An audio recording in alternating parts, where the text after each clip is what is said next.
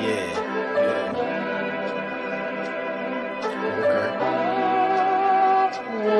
you make that? Silent Hill TDS, J. Leo, Hitchhikers. Check. I'ma spit fire and propane. Keep a little baggie of some veggies, your romaine. Zombie ass bitch tryna eat up the whole brain. While this bummy ass nigga still asking for more change. Get your taste buds lit, pop 'em right under your tongue. Lighten up a sharp strain, feel like it's chopping your lungs. Smoke another leaf to the head, feeling like Danny Phantom. Got a medicine jar in my car full of zany samples. Running with the factions when my rations getting low. Get down on the floor, blood races like I'm whipping blow. Shit show for show, I don't know, I just release and go. Can't hear what you're saying, this sweet too loud and you're speaking low. Johnny smoking haze, ain't a blaze, I got heat to throw. Then I'm let the heater flow and send it to the heat below. Think it's a game, I pick the day before you let him roll. Think I'm insane, but from the start I never had control. Have you ever danced with the devil in the pale of the moonlight? Have you ever laid with a demon with the flames by your bedside? Smoking the air, sipping on spirits, get the mood right, get the crew hype. Middle fingers to the blue lights, dancing on your grave while I gaze into the moonlight. Rolling through the city, heart is empty, but I'm feeling frisky, knowing I can make it even though these niggas wanna end me. Got some rolling papers and some bitches, yeah, we getting litty, feeling out of place. Fuck it, I got my niggas with me. We on a long road, smoking trees and bagging hoes. Love is faded, I'm jaded, consequences are never told. Running out of character, the real me is getting old. Facing the facade, 50 shades, and I fall below. I'm on some new shit, underworld a new bitch. Your loose lips tangle you up, I guess this news fits. I do this, spitting some fire in F doom hits. The sun god bringing some light, now watch your mood switch. Hieroglyphs when writing scripts, now my stable conquering. Conjuring some spirits in the valleys where they die and quit. Just a gladiator on a righteous tip, still sharp and steel, but I'm colder than the Arctic gets. Yeah. What's up, everybody? How's everybody doing tonight? AKA what, Wednesday morning? I know my day's getting messed up. Anyway, what's up? How's everybody doing? It's your boy Wild. Come on in the building. As always, you see it scrolling on the bottom of the screen. That's my homeboy 40 Water, aka Silent Hill. Him and J. Leo, I.O.W. Dance, the song, the official, unofficial theme song to I.O.W. Sports Late Night Al Edition. So you see it, like I said, on the bottom of the screen. Go shout out my boy, show him some love on his YouTube page at Hitchhikers. So that's what that is right there. That's the song that was playing in. I get by to that. Anyway, don't mind me. I'm just doing my thing. As always, y'all going over to your respective app stores, whether it's the Google Play Store or the Apple Store. Download the I.O.W. Network app. I mean, we got a lot of great content on there. We really do. It's a lot of stuff. Of course, this is on there, the I.O.W. Sports Late Night Al Edition. Of course, our Monday and Thursday afternoon show that we do, I.O.W. Sports, is on there. Our sister podcast, I Often Wonder podcast, is on there. Air Paradoxica, White Vault, LJ Presents, Dirty Hills. Shout out Dirty Hills. My man Kenneth Stones and the good brother Bove. So if you are a wrestling head, that is a great podcast for sure. If you are a wrestling head, that's on there, and a lot of great music. Yes, because we are music lovers over at I.O.W. Network. So there's a lot of great music on there, from mainstream artists that you know, and some independent artists that's getting their shine on, getting their grind on. That's on there too as well. But no, you see it scrolling by the screen right there. That's how you find the I.O.W. Network app in your respective app store. Definitely shout out to the big homie Nick Shine. I sent him a link. He might join us, he might not, but if he's not, it's all good. I got a full show prepared anyway. But big shout out to him. He set up the I.O.W. Sports Network Facebook public page. So if you're looking for a Facebook page, Talk Sports, on a constant basis, that's the place to do it. If you have a sports podcast, go ahead and join it, because we do many collaborations. So you can go in there and do it. Matter of fact, I forget my fella's name. They had they put their Jets podcast on there today. So I jumped in and dropped a couple of comments. They got a good product, so go support them. Hey, even though it's I.O.W. Sports Facebook page, I'm telling you, if you have a sports podcast or you have any kind of podcast, come drop it. You know what I'm saying? We're here to support each other, big up the whole podcast community. It's enough pie for everybody to podcast. I'm telling you, there's enough pie. So if you want to do that, you can drop that on there. And if you got a small business, that's also a good place to plug. Like, you sell candles. You'll be surprised how many people like candles. Men like candles too. You know, we like sports. We like candles too. I mean, you selling jewelry, you know, you selling weed. Definitely join the page. I'll make sure I cop some from you. But, you know, I'm being facetious, but I'm being real about, you know, is myself, Detroit Mel, and the homie Big Nick Shine. We created that page to create a big community. Everybody, we're dealing with the same shit. We all dealing with COVID. We all dealing with trying to make bills get paid, trying to keep a roof over our head, keep money in our pocket, food in our belly. We all in the same boat, whether you're black, white, green, yellow, whatever. It don't matter. We all in the same boat. And that's the point of the page. And matter of fact, the big homie just jumped in. Here he is, the big homie Nick Shine. What's up, brother? Still recovering from yesterday. I figured you probably did a little bit too much partying last night after a big celebration, a big win. I was taking it easy, and then the boys showed up with a 30-pack after watching the game. They're like, "Yo, this like you up?" I'm like, "Yeah." Hey, nice 2.5-hour nap today. That's why I'm up. I see you got the jug of water. Probably your best choice of liquid today, huh? Yeah. Always. How you doing? Man, I'm good, big homie. Man, always a pleasure to chop it up with you. Before we get too deep off, we will recap a little bit of the Georgia-Alabama college national championship. Let me add one thing. I heard your go ahead. What we want to be a community that shares other people and helps other people rise, and then everybody rise together. There's two types of people in this world. There's people who want to see their friends and then people maybe they don't even know succeed and do well. Yeah. And then there's people who are intimidated by it and want to hold everyone else down because they view it as a threat. That's not us.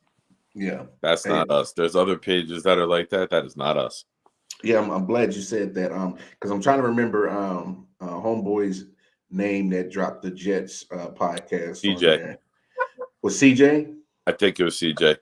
Yeah. And I fell asleep, or I woke up and saw that he had shared it. Yes. He's the one I did the Weapons Hot with, our buddy Jimmy. Okay. The Jet podcast with me.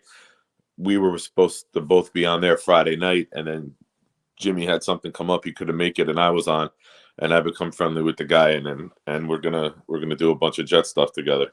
Yeah. CJ D Simone. So shout him out. Definitely. I jumped in the podcast, or he goes by CJ the Painkiller. So Jets World. So he dropped that on the page. I'm gonna give them a shout out. Of course, I shout out Man Down Podcast. They had the show tonight as well. So yeah, that's what that Facebook page is all about. But before we get too deep off into tonight's episode, we always got to start out with Wildcard Mar top play for the night. And I actually got a couple. I'm going to start with one because I like this young man out of Alabama, J.D. Davison. My bad, J.D. I'm over here butchering the name. I must have had too many bong rips, but forgive me. But J.D. Is there such a thing? No, it's not a such thing as too many bong rips, but when you start getting mumble mouth, I guess it is. So J.D. Davison, my bad player, guard out of Alabama. This is Wildcard Mar top play of the night. Feels like two big misses, doesn't it not? Empty trip for Auburn. Davison, look out! Oh, J.D. Davison, wow! And the foul. The bench went bananas, and he was high above the rim. If you're not an athletic team, you don't want any part of this SEC. Watch this. Bam! Over the nation's best shot blocker, J.D. Davison. Things you recruit, you cannot coach. What a finish. I like that. That's I like the the dribble penetration was able to go to his left and then hit the cross to the right. And right when I saw him cock it, I was like, oh, that's bad news. Hey, what the young fellas say? Yeah, on your head. He was on that boy head. He was on that boy You know what head. I'm gonna say? Man, Alabama changed from football to basketball real quick. It's literally overnight. Hey, it's funny you say that because our boy Reggie in the page, bang, man. shots fired. Hey, Reggie been damn trolling the hell out of Bama since that victory last night. That man is dropping meme after meme after meme. Hey, get your shine on, baby. You supposed to. When you take down big bad mighty Bama, man, you supposed to talk your junk. Been a Georgia fan for a while, man. It was nice to see them finally get over the hump last night. Hey, what's up, Mel? How you doing, brother? What's going on, Mel? Oh, pause. Yeah, you're right. But you know what I'm talking about, Mel. And hey, look out below. All right, there we go. Look out below. So that says definitely my man Melvin Wong, him and the fellas at Man Down Podcast Network had a great show tonight. Definitely. So I made sure to cop the link in the I.O.W. Sports Network Facebook page so everybody can get introduced to your product. But they got a great product. So if you're not watching I.O.W. Sports, I highly recommend Man Down Podcast Network for sure.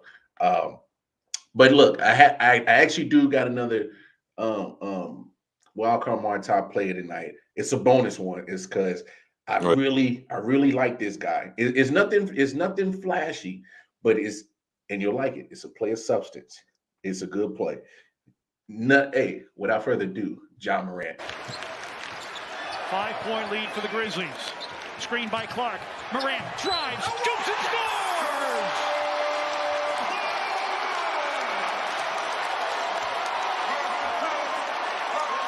And a foul as well. The word that I described, his play, relentless. Hadn't gotten a call, thought that he was fouled numerous times, but he doesn't stop. He doesn't sell himself short. Continues to take it to the basket. How about never touching the ball with his right hand and still able to finish with the contact soft off of the glass and one opportunity. Morant 5 of 7 from the line. I don't know what it is about John Morant, but I am fastly becoming a big fan of his. Oh, he's going to take over the league, man. If he was in a huge market right now, he may have done it already. I think the fact that he's buried in Memphis hurts him. But here's his exposure. Here's the thing, Nick, and I get what you're saying about the small market thing, but if he's able to do what Greek Freak did and get a championship in a big market, the eyes will be on him no matter what. Yeah. Just because of his talent, man. It's off the chart, man. Yes. He's a very, very talented young man.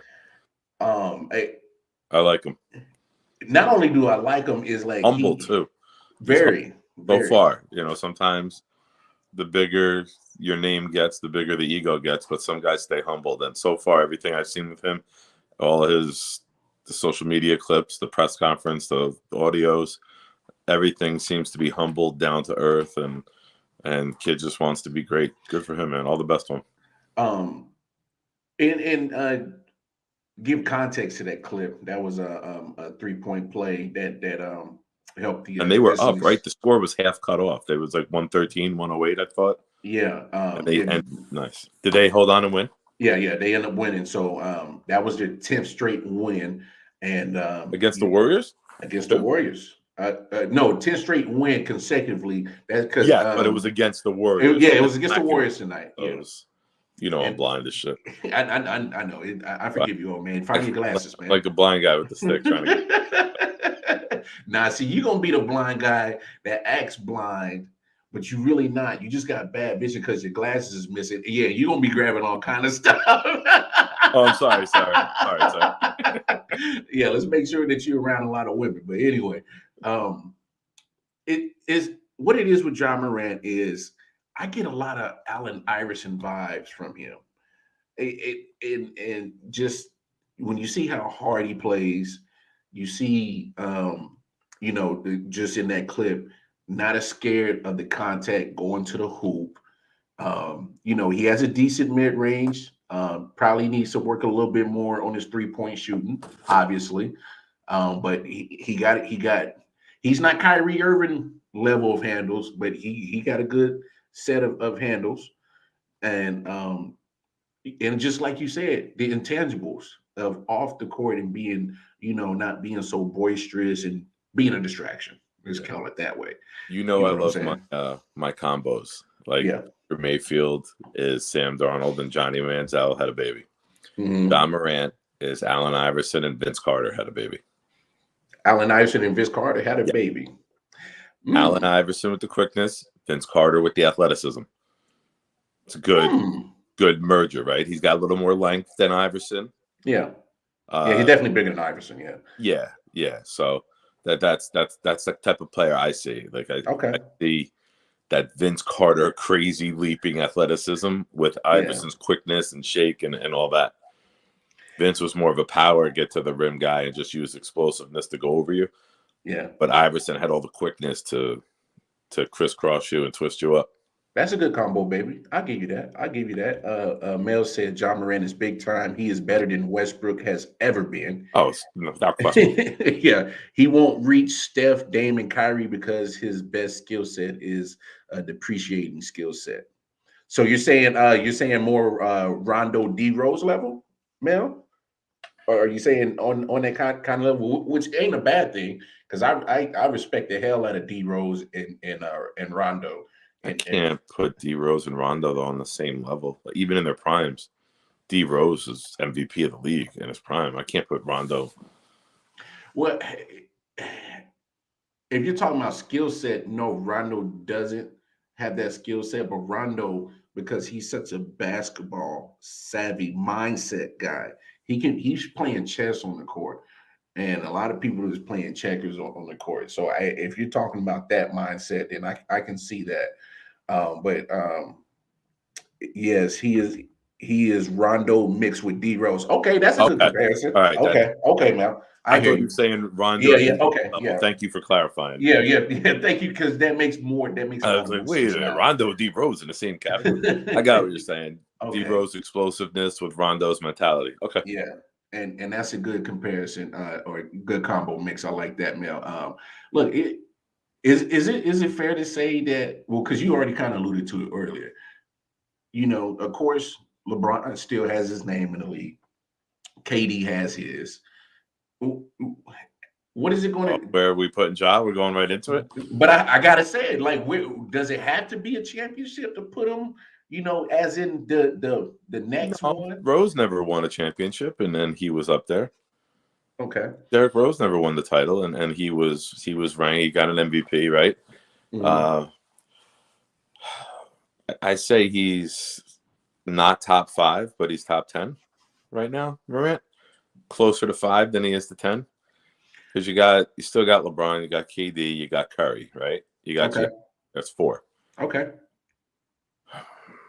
So maybe slide him in there at 5, because who you putting at 5? Jokic got an MVP, right? But I mean, different player. But if you're going overall in the league, I mean, he does it all. He's putting up better numbers this year than he did last year, and he won the MVP last year. Talking about Jokic? Yeah. I always hate. I get your face, and then I'm going to summarize. No, because I hate comparing guards against big men because they do different shit. I got that. But overall in the league, if you're looking top 5 players, I think Jokic right now is above Morant because he's got the hardware. I hear what you're saying, but at the same time, man, Jokic is almost Tim Duncan like, where he's not going to do nothing flashy. He's going to do correct. But man, he puts up all the substance, like we say all the time. Oh no, I hear you. I hear you. Yeah. And I know he's not going to have the flashy athleticism highlight reel plays, Jokic, Yeah. but all around player, man. He checks all the boxes that you need.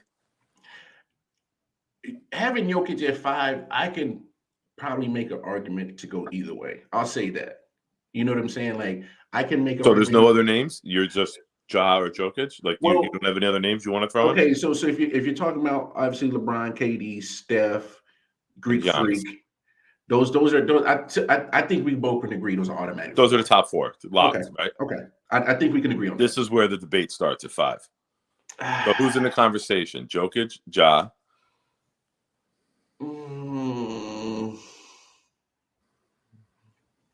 Jokic, Ja Morant. I'm a big fan of Devin Booker, so I'm not going to shy away from that. Booker over Morant? Ooh, I don't think I could do that. No, I couldn't put Booker over Durant. No. As much as I love Devin Booker, I don't know if I could put him over John Morant. Because here's one aspect that I think a lot of people don't realize with John Morant.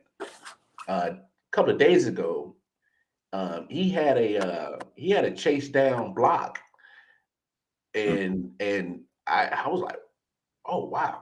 He almost didn't hit his head on the backboard. He almost hit his head on the shot clock. Or something. Mel said Morant can win MVP, and I agree. But he's not cracking top 10 yet. He's saying KD, Giannis, Curry, LeBron, Dame. Okay, Dame. I don't know how the hell I forgot Dame. Jokic, Embiid, of course. I don't know how I forgot Embiid. Kawhi, Kyrie, PG-13. Morant hasn't made an All-Star yet. Fair argument, Mel. Now that you bring those other names up, because I'm glad you did, because Mel's more the basketball guy. I was forgetting some names, but yes, I wholeheartedly agree that John Morant can definitely win the MVP.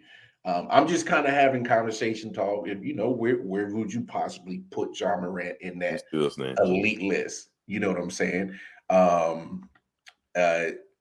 I'm CP3 and Booker as well.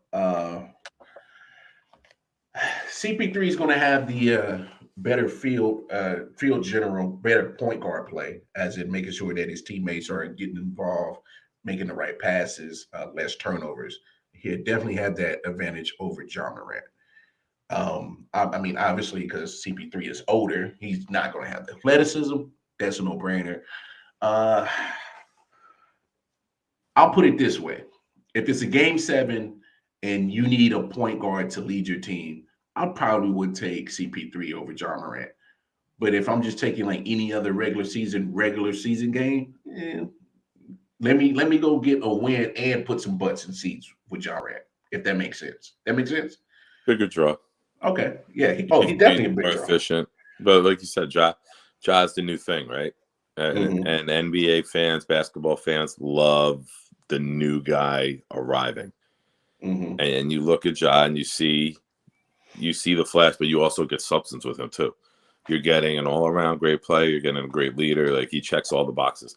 And I'm going to say this. I'm going on record now with it. Yeah. Ja is KD. And Zion is Greg Oden. Man, how disappointing is this Zion Williamson shit? This is so disappointing. It's like you're getting a once-in-a-generational type athleticism from a big man. Can't stay on the court. And he's got too much weight on. He can't be playing at 285 because as high as he gets and as powerful and explosive as he is, his knees, his hips, his ankles, his joints, that's a lot. I'll always reference this. Remember maybe about 10, 12 years ago, Anthony, LeBron, everybody, they bulked up. They played the season big. And then they all agreed that their bodies just didn't feel the same. And they all lost like 30 pounds in like the offseason. They all went back to being lighter because carrying that extra weight affects you. I don't even jump that high, and I fucking know that. So you look at Zion, and it's if you're going to play that game, you're probably not going to have a very long career. You know who has in a no homo way has a perfect body in the NBA. It's Greek Freak. Greek Freak. Freak. Yeah. Yeah. Yeah. He to He's me he more has muscular KD, right? He's got the same length. He's just more filled out. to me he has a perfect body for today's game is because he's going to be quick enough to get to the rim, Agreed. and he's going to be strong enough to body in the paint. So Yeah. he to me, I think He's a matchup nightmare, right? The same with KD. With that length and that size and that ability at that length, everything Ben Simmons wishes he was. Man, that's a lost cause. Still no word on that situation. Who would have And thought Kyrie would have played before Simmons? before Ben, that is kind of funny. But at the same time, it's not a shock to me because I knew at some point, and this is no dig on the Nets organization, even though I think they did them wrong. They didn't, stand up for it. Well, let me put it like this: they could have always used Kyrie from the beginning of the season. They chose to say either be all in or all out, and they made that line in the sand, and then they look stupid because they had to retract it. So that's just where I'm at. You look He can stupid. play in New York? Well, but that's my thing. Even before they changed the mandate, They haven't. oh, they haven't. They haven't. Oh, Even yeah, with yeah, the yeah. Because mandate as is, the Nets would get a fine. The first time he plays would be a warning. The Nets would get fined. Kyrie would not. Second time he played, it would be $1,000 fine. Third time he played, $2,000 fine. so they would increase it. It goes to 5,000 max, and then it would be 5,000 fine every time he played. Now, whether the Nets want to get into that war with the city and basically say "F you" to the city, we're going to pay the fine and just let him do what he does, is a different conversation. Okay. But somebody did the math, and if they maxed out all of their home playoff games through the finals, it would be like a $270,000 check that they have to cut. So you telling me they can afford that? You paid him what, $15 million not to sit because he was making $40 million this year, and he sat for a third of the season. Wait. So just because there's no ban. You can, as a business, if you allow people in and you know they're unvaccinated, you get fined. There's no arrest. There's no fine on the person. There's a fine on the business for allowing them in willingly. I'm glad you're here to explain this because, and I'm glad because you're in the tri-state area and you got more ears to the streets on Connecticut. It's the bi-state area. Oh, I know. Excuse me. Yes. But okay. it's because it's like when you hear, your big networks talk about, hey, it's this, it's that, it's this, it's that. I'm in North Carolina, so I'm not going to understand, the rules and regulations in New York. So I'm shocked by this is because it's like, why not even consider that option? Because if you're basically saying, as the Nets organization and the Barclays Center, if you're doing this to the city and saying, fuck it, we'll just pay, you're opening up a can of worms that the Nets might not want to deal with diplomatically. You need things from the city when you're like that. They can come in and all of a sudden, we found rats. We got to shut down your food vending for today for the game. You know what I mean? There could be hardball consequences, political. Some funny shit. Yes. Okay. Be backlash. Okay. Say that's the perfect word. No, but I'm glad. But the ability for him to play under the mandate is allowed. It's just a matter if they want to go that route and create the media shitstorm that would come with it, with New York being the way it is. I'm glad you cleared that up for me and the listeners, because I'm thinking, even before you even mentioned that, I was still under the belief that, hey, Kyrie, you're our guy. We're gonna follow the mandate. Maybe you can't play at the home games, but from the beginning, just be like, hey, we'll still take you home anywhere outside of New York and LA. in San Francisco, that area that's And got the same end. when you think about it, why aren't they getting fined for him showing up to practice? That's an indoor business building that he's showing up to. Is there a facility in New York? Their Yeah, it's practice in Brooklyn. facility? It's right on the water, Huh. right over the Brooklyn Bridge between the Barclays Center and yeah, it's over. There's like I guess it was like a warehouse type of thing that got turned into a basketball facility. Huh. But yeah, it's in Brooklyn.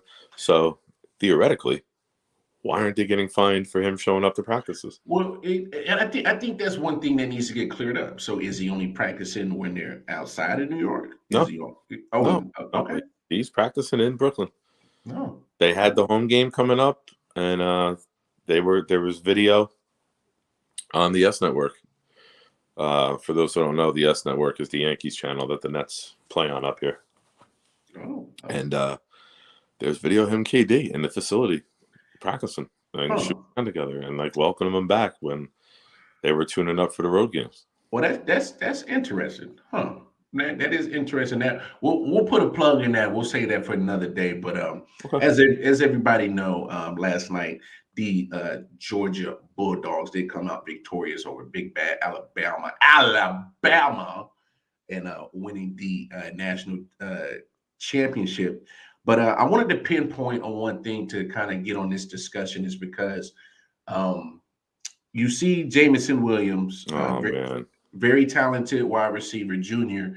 Probably, as Nick has we had our mock draft about a week and a half ago, and he was a for sure top 10 pick for sure. He's probably gonna be the first receiver off the board. Yeah, no brainer. Yeah, very gruesome injury, ACL. I didn't even get the replay. I didn't want to get the replay because I don't like to see situations like that. That young man had a future in the NFL. Well, he still does, but he had He'll still go round one. He might slide a little bit, and the first contract might not be as much as it was expected to be. Yeah. But I can't see him sliding past 25. Yeah. Like if you're the Jets with 2-2s and he's starting to get down to 20, you take him. Let's jump. He's that good. And not only is he that good, but prayers out to him, speedy recovery. But I brought that injury up for this topic because I think it's a very polarizing topic, and we'll definitely get your opinion on it, Nick. But I wanted to speak on, as a college athlete, knowing the fact that you're headed to the draft and you're going to be drafted very highly, and weighing the options of sitting out or playing postseason football, college football, and here's where I stand. Whatever player chooses to sit out, he has that right. Whatever player chooses to play, he has that right. I can't say what I would or wouldn't do, is because I wasn't fortunate enough to be a 5-star athlete going to the being in a first round draft, and I never had that pleasure. And so I can see an argument for both sides and weighing each option, because me personally, I've always been a team player. I always, always been about, when I played team sports, been about the squad. Mm-hmm. But the thing is, with college football, it's a business now. And as these college athletes get to that point of transitioning to the NFL, they should already have a business-minded mindset and still balance it with still being a collegiate athlete. Because let's be honest, you look at the billions of dollars that gets made through college football, the whole scenery around you is about business, not just 100% football. And so I'm of the mindset that I would never, ever, ever, ever knock a athlete that's playing college football, especially that gruesome sport, if they decided to sit out a postseason game. And I get it. It's national championship. I get that. 100% get that. But I would never knock them if they said, hey, I'm going to sit this one out because I am making a business move for me and my family because I am a projected top 10 pick. I would never knock them for that. Agreed. And So I could just take the other point of the discussion and just say why they play, for the love of the game. of course. And there's no wrong way. There's no right way. But if you're a competitor and you are that 5-star athlete and you are a leader on your team and your team relies on you, I think and we said that the other bowl games don't mean shit. I think we've discussed it before. And we got into that. And you know what it is? That's NCAA's fault because they have strategically placed this college football playoff and said, this is the goal that you should achieve to get as a team. The rest is a consolation prize. The rest is a participation trophy shit. Yeah. So I can't knock guys who sit and can't knock the guys who play. Mm-hmm. So it's to each its own, right? Like whatever you think is best for you. Like we don't know your background, we don't know your family situation, we don't know where they come from or how much families make or or how much they're dependent or relying upon somebody making it. So you hate to see somebody get hurt. And it shouldn't be this way, but when you see somebody expected to be drafted that high get hurt, like it's like it hits more, it affects more. If you're a 2nd round pick and you fall to a 3rd round pick, you're only talking 100 to 250,000 a year.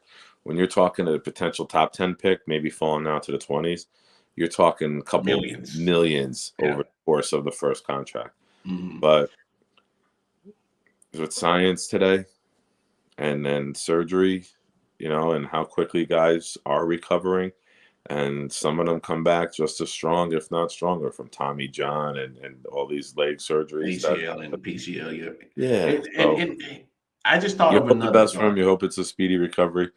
It sucks he's going to miss the OTAs in the training camp because that's like the most important part for rookies. Yeah. But whoever gets him will get a long-term star still. He's electric. I was saying to Nikki yesterday, we were watching a little bit of it together, and he did the Devontae Adams route, the zig in and the zig back out. Yeah. I was like, fucking footwork is just elite, man. I'm like, he reminds me of Devontae Adams. And if you put Devontae Adams next to Elijah Moore, Zach's going to have some good shit to throw to. Yeah. And another thought just hit me. And those thoughts and feelings that I had were pre-NIL of whether a player should or shouldn't. But now I'm looking at how the landscape is NIL driven, when you can still make a living, still make money off your name and your image and your likeness. Maybe I won't rush to go to the NFL. Not because the NFL ain't going nowhere. let's be honest. NFL ain't going nowhere.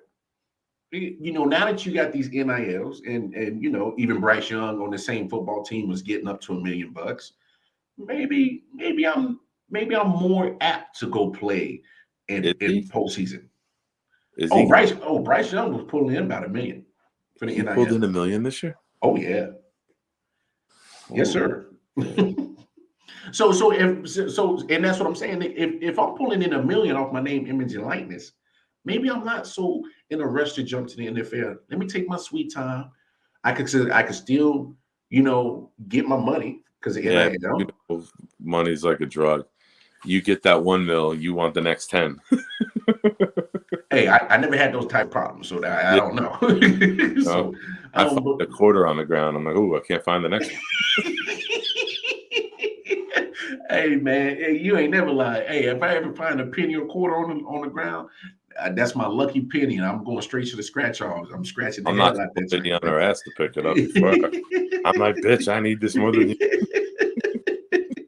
But no, it's to me, it's a very very tricky situation dealing with whether you should or shouldn't play in postseason college football. And me personally, if I'm not playing in the college football playoff, I'm probably not playing no bowl game anyway. I mean, what's the point? I'm just I saying. agree with you with that. If it's not the national championship or the Final Four, and I'm a round one projection, what's the point? Good luck, guys. Oh, hey, I love you. I love my teammates. Get paid the money for that anyway. There's no hardware. There's no glory. It's a participation trophy. That's what it is, and that's what NCAA has literally done. Remember back in the days before this college football playoff, man, teams were happy to just go to a bowl game. You know, it was a chance to have one last hoorah with your boys. Yeah. Put some more, game tape on there. You need your film because you're getting scouted, so you need to put some more on game film. So you had a reason to do it, and I'm not saying those reasons don't exist no more. I'm just saying, why risk the future for something that's meaningless in the present? That's all I'm saying. When it comes to situations like that. So if I'm not playing in the Final Four, you could take that Meineke car care Duke's Mayo bowl and shove it. I'm just saying. How desperate is your school for money that your coach got to get fucking mayonnaise bad? And then you get these two stupid little girls holding the bucket that cracked the guy in the head with the bucket because they couldn't even hold it. It's as an athlete, man, I'm telling you. Why don't they just make it like something that would be fun? Like have like the hottest cheerleaders in like a mud wrestling pudding fucking like old school. Remember old school? And they filled up the bed. In the KY? Do that shit, man. There you go. I need Katy Perry fucking videos. I need that shit happening. Hey, you know what it was that got Georgia back in the game? They saw that Katy Perry slow-mo boob bounce. That's what it was. I'm telling you, that's what it was, dog. It was, and I mean, Williams ACL did it. That changed the game. Big time. But especially the way the game opened up in the second half. If he was a part of that game would have been. He was starting to heat up too. That game might still be going on if he was healthy. They may have just been an epic shootout. That's how quick that game flipped because he was starting to heat up. Jameson Williams was he was about to turn it on, and he had that big play, and then of course he had another big play, same injury, same play he had the injury on. So, man, just tough break for the kid. I hope everything that man gets a speedy recovery. But I just wanted to touch on that because I think that's something that because a lot of these kids get a lot of scrutiny for making decisions not to play in postseason college football, and sometimes I don't think it's too fair. Your $1 million quarterback makes a better fucking throw. Williams doesn't blow out his knee. Kind of fucked up that throw a little bit, man. That wasn't on point. He had him up the middle, and I don't know the circumstances of the pressure, but a better throw, that's gone for a touchdown. He doesn't have to dip and zig and zag. So hey, save that $1 million, buddy. Invest that shit in crypto. I mean, but I mean, that's like going to the NFL. Yeah, and I hear you. But last topic on that college football. I know a lot of people don't want to hear it, and they're tired of seeing Bama in the Final Four. But guess what? Bama's gonna be back there next year. Yeah, you got the best two teams in the game. It's not like you didn't have the best two teams in the country that everyone knew all year. This was 1 and 2. But even in the loss, Bama still won. And it sounds weird that I'm saying that, but just hear what I'm saying.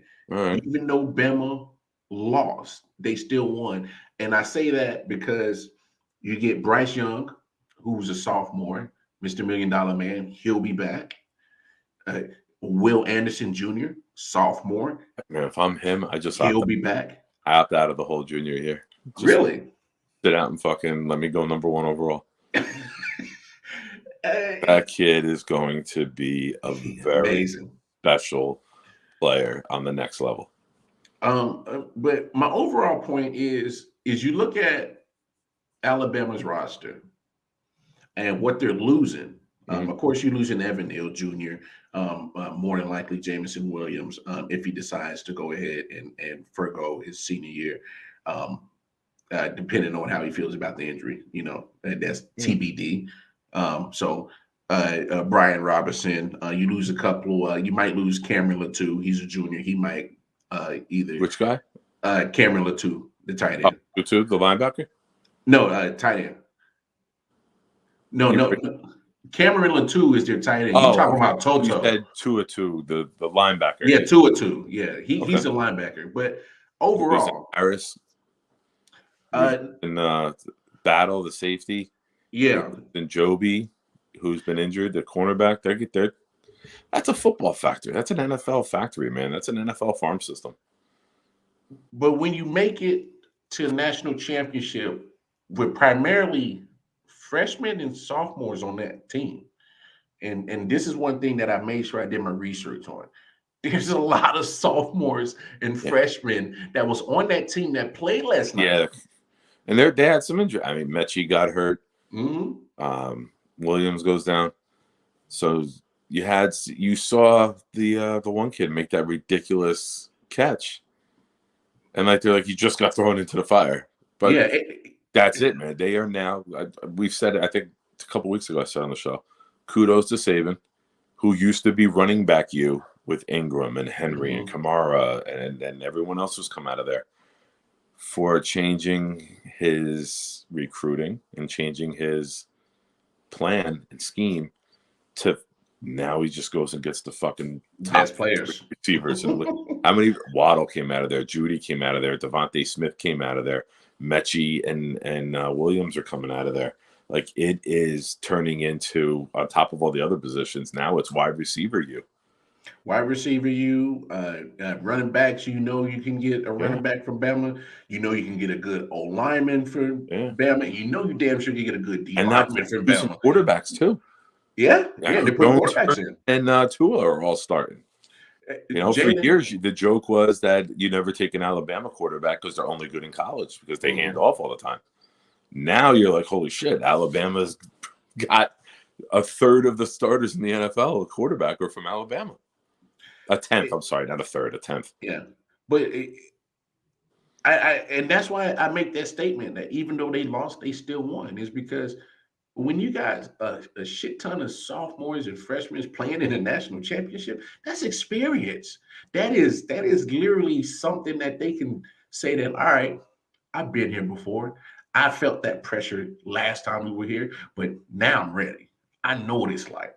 I know I can deal with it. Why they're number one at a point in every season, except Saban's first. They've been number one at some point in the season. It's the talent level is different. Not to mention he's always top 5 in recruiting. Right. Because they know that they go there. The odds of practices are more competitive than most of the than after games, bro. Like, if you're going against your backups are all 5-star, All-American high school kids, just waiting. Quinnen Williams played one season as a starter, number 3 overall pick. And that's all you need is one season. And you got to wait because he was playing behind stars. He was playing behind top 10 picks in the NFL.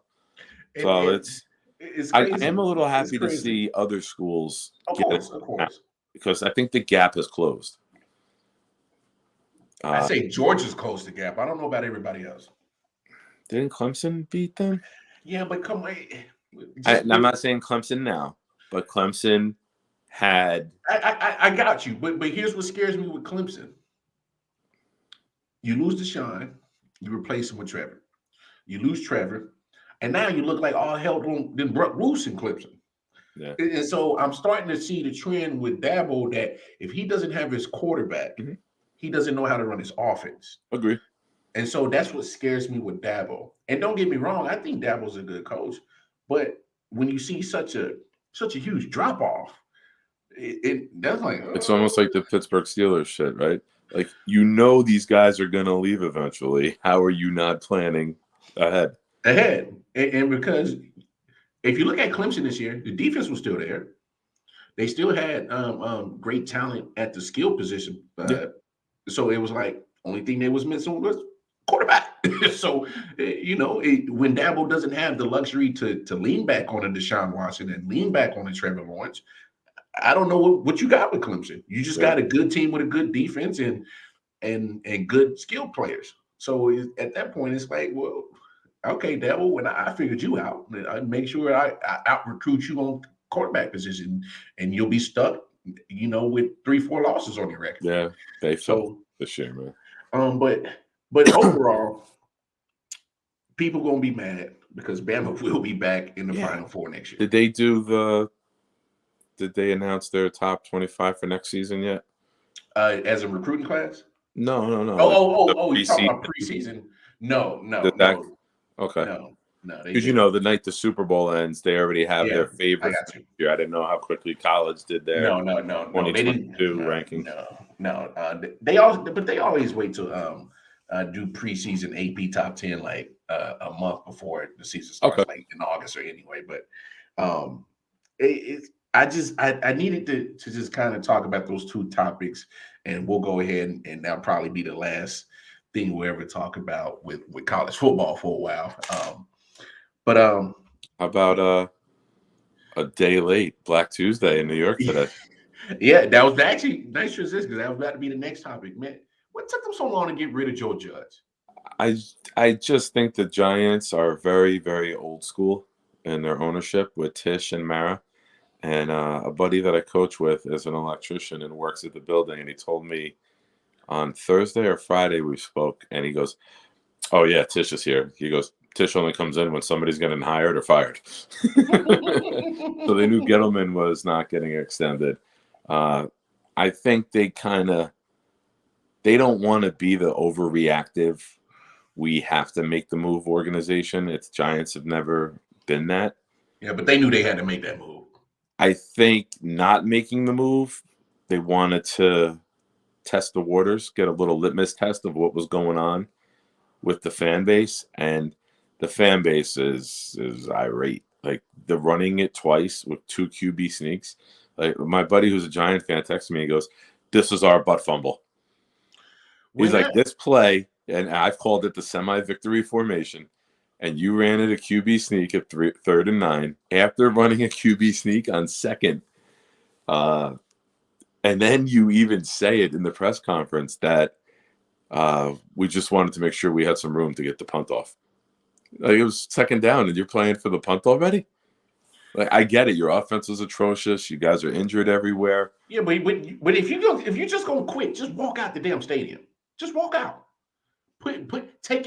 Joe Judge, take your headphones off, drop all your shit, and just walk off the field. Do Antonio Brown and walk the fuck off the field if you're gonna do shit like that. I'm just being serious. Yeah. Like you as a coach, as a head coach of an NFL team, you have to be the captain of the ship. And if you are really calling plays like that, and the thing about it is, and you took a timeout to run it. He comes for the Belichick tree. I thought that tree was supposed to mean something in the NFL. But who? When has it ever meant anything? No, but if they get jobs, but they get jobs. Yes, they get jobs. When have they succeeded? It's like biting poison apples taken from the Belichick tree. Charlie Weiss fell on his face. Romeo Crennel wasn't no good. Crennel as a head coach fell on his face. He's still a respected coordinator. Patricia was trash. Flores did well in Miami, and he will be a good head coach. So Flores is the only one that actually had real success. Exception to the rule. Did Vrabel ever coach under Belichick? No. Vrabel was a linebackers coach at Ohio State. Then he was a linebackers coach at Houston Texans before he got the job. So he's just a player under Belichick. He's not from the coaching. Yes. So he's not technically from the coaching tree. That's why he's he's not ruining it. He's I just played for the guy. That's all. I didn't coach him. No, I played for him. But no, this shit like that to me is really irate. It's on another level of being so disrespectful to the game. You know what I'm saying? Like, If you're going to run 2 quarterback sneaks and your sorry ass excuse is I want to make room for our punt, then that means you already gave up.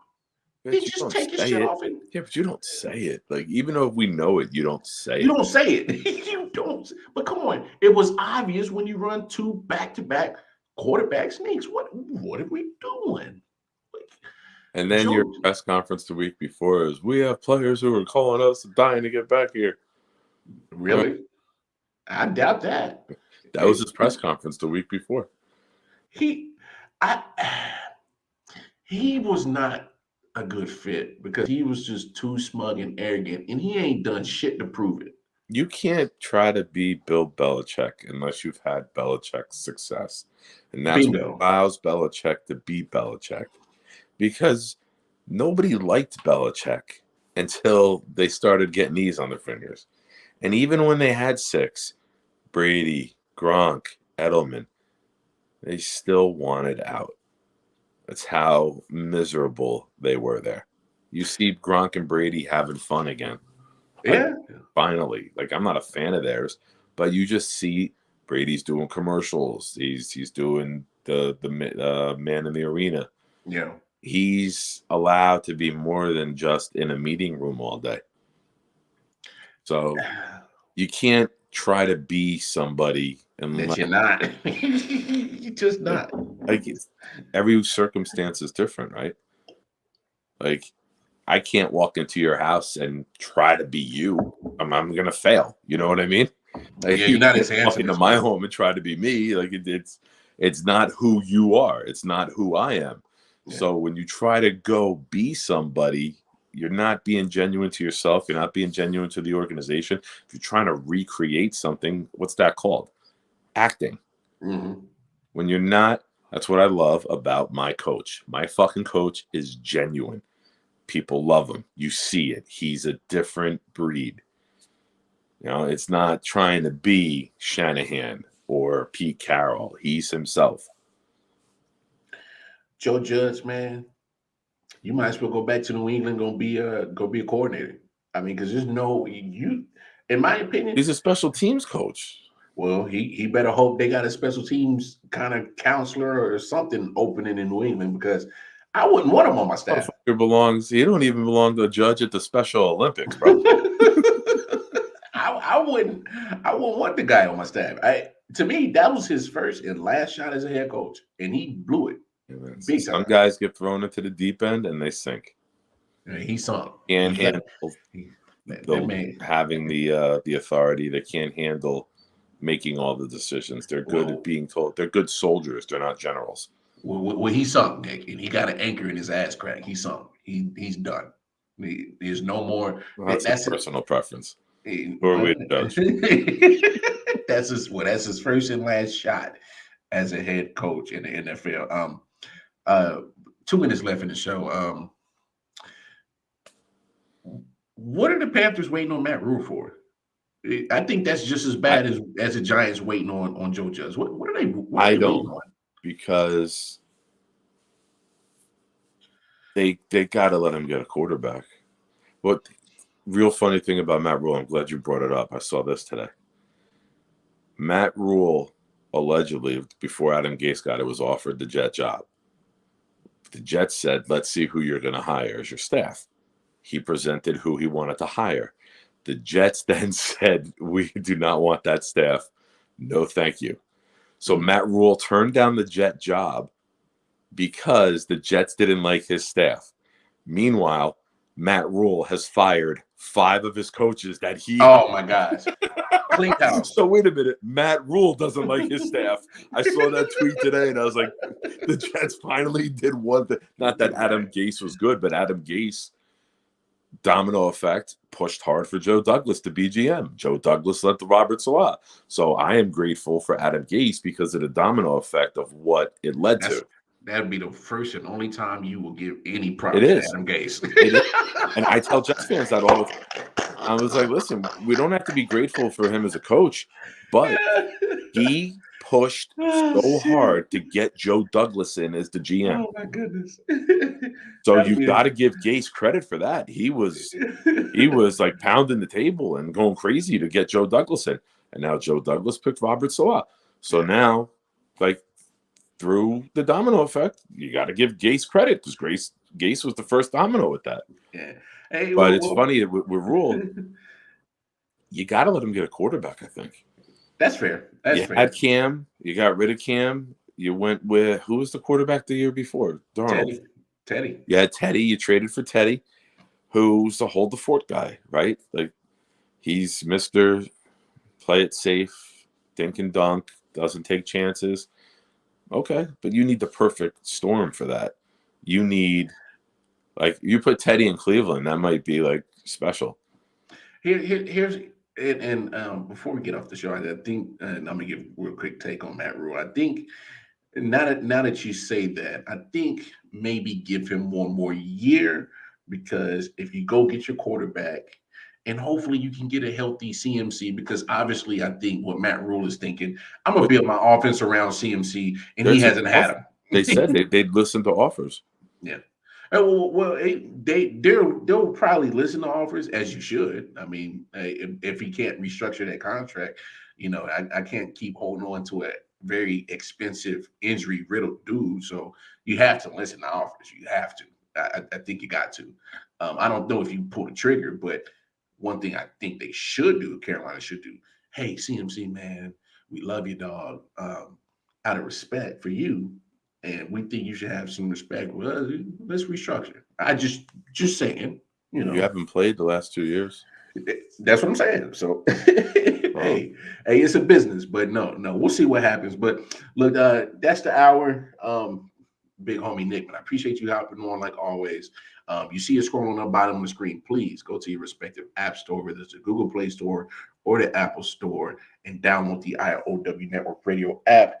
Going over to the public Facebook page, the I.O.W Sports Network page. Jump on that. A lot of great content, a lot of great camaraderie going on in there. Definitely do that. And hey, same time, same channel. Wildcard Mar will be here. I'm working the week, so I'm out for the. Hey, it's all good. It's all good, man. It's unfortunately, when you come on the show, you take the handsomeness rate just down a couple of notches. So it'll go right back up when you got to work the rest of the week.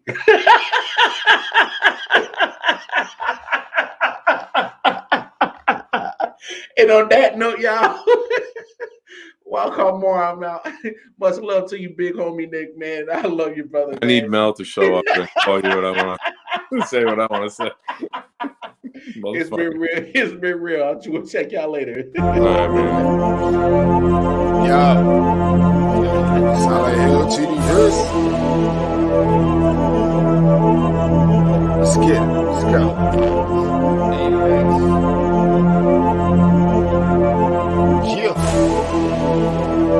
Alright, let me get serious this time.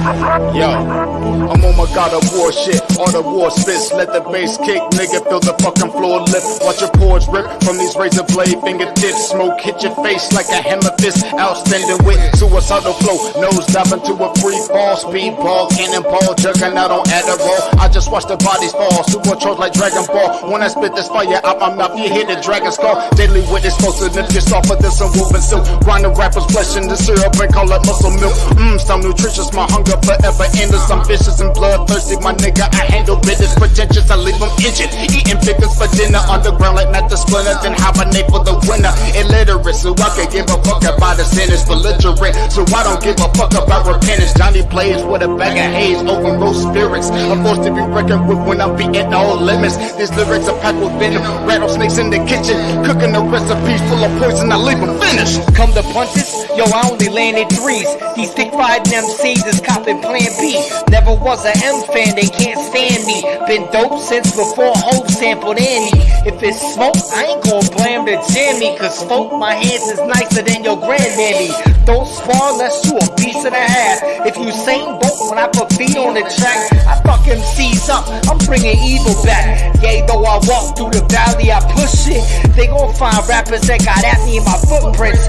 The embodiment of cocaine and no-dos. I I got a habit of pulling souls through nose holes. Open your old hoes, sugar, you sweet. If it's beef, I'll bring it to your door like Uber Eats. Deliver a fade to all you niggas, I just wanna unload. Basking and scream on my foes, find a way to compose. The ashes spray up my throat, pull them fuse up the dope. Blow a ring of the smoke, terrorize all the small fires, wash them down with a coke. Viciously viscous, I flow like rape whispers. You wishless spitters or beat the Big Dipper. Front away, bitch, you ain't clapping shit. Keep playing G, the mask don't fit. You tonic water MCs minus the flavor. I'm the illest since my mom went into labor. Sick with it, slick with it, punchlines is a major. You motherfuckers to sit back.